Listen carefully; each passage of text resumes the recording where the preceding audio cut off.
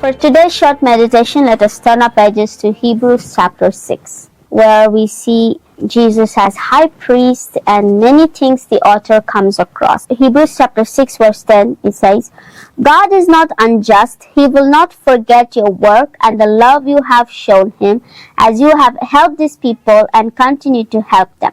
We want each of you to show the same diligence to the very end in order to make your hope sure. We do not want you to become lazy, but to imitate those who through faith and patience inherit what has been promised. I'd like to focus on verse 10 today, which says, God is not unjust. He will not forget your work and the love you have shown him as you have helped his people and continue to help them. Here we need to be assured of this great assurance that is being given here, saying that God is not unjust. As a human beings, when we live with our neighbors, there are a lot of unjust we see. Our own life seems questionable. Even though we want to do good, it becomes bad. We become in a position where we are not really wanted to, and it makes us has the fault. But we need to be assured that God is seeing and God is not unjust, and he will not forget the work that we do wholeheartedly, not with our own desires. Sometimes people fail to see our heart. People fail to see the intention of what we are doing, and that becomes snares to the evil people. You see, we are living in the world not with all holy and righteous people. We are also living with wicked people, where all our good intentions are being turned into bad.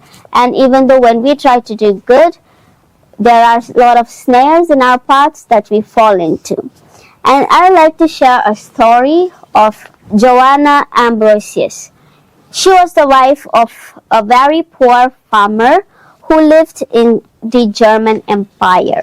During this 19th century, the later part of the 19th century, this couple, they do really know about the outside world very little. They don't know much about the other world because they are very poor and he was a farmer. They were very content with what they had and living.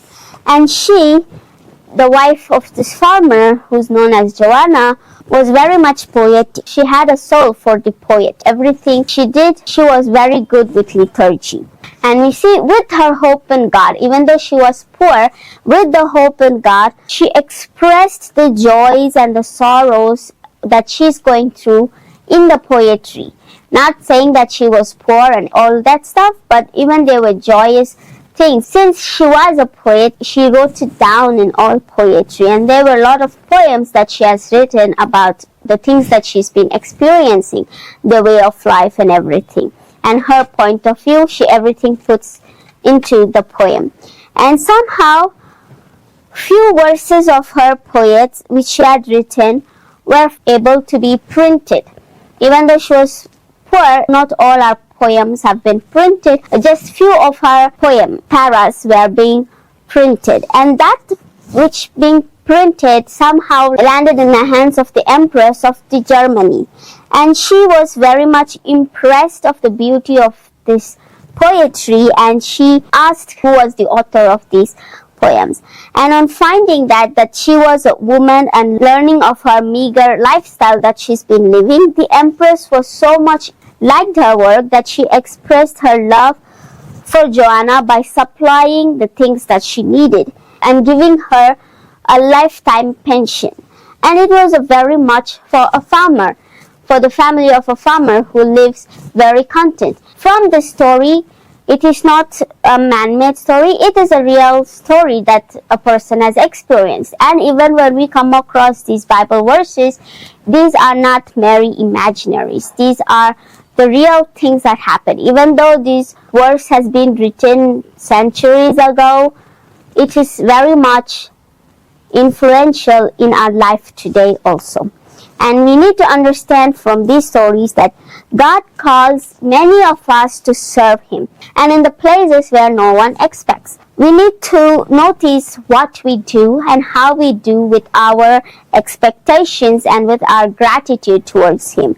We need to understand that God sees everything and He understands everything. We may feel like nobody understands us, but there is one who sees us and He observes us and He understands us. And He observes and He sees everything that we do, what we can do for others in everything that we do, even in secret and even in public. God knows everything and He sees our heart, the intention of what we are trying to do. Are we trying to help others or we are trying to be selfish?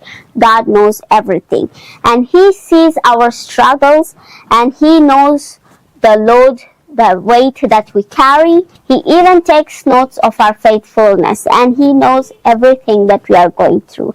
And He cares for us in the path that we take. And He will make it all worthwhile when He comes again. It's not just that we work now and we get what we needed right now. When we do our goodwill with good intentions, we will get the reward in heaven. We may not see it here in worldly thing, but surely God will make sure because He takes notes of everything. I'd like to share this quote which says, "Work for the Lord. The pay may not be much, but the retirement plan is out of this world." We may not be getting what we work for, but surely when we get out of this world, there is a reward waiting for us when we do the goodwill with good heart and helping one another, and God sees it. And we see when we go through some unjust things in this world, we cannot deal it with ourselves.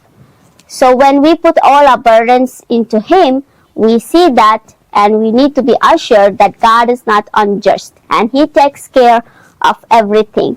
And let us not forget to show our love, to have our faith, and to put our trust in God alone. Amen.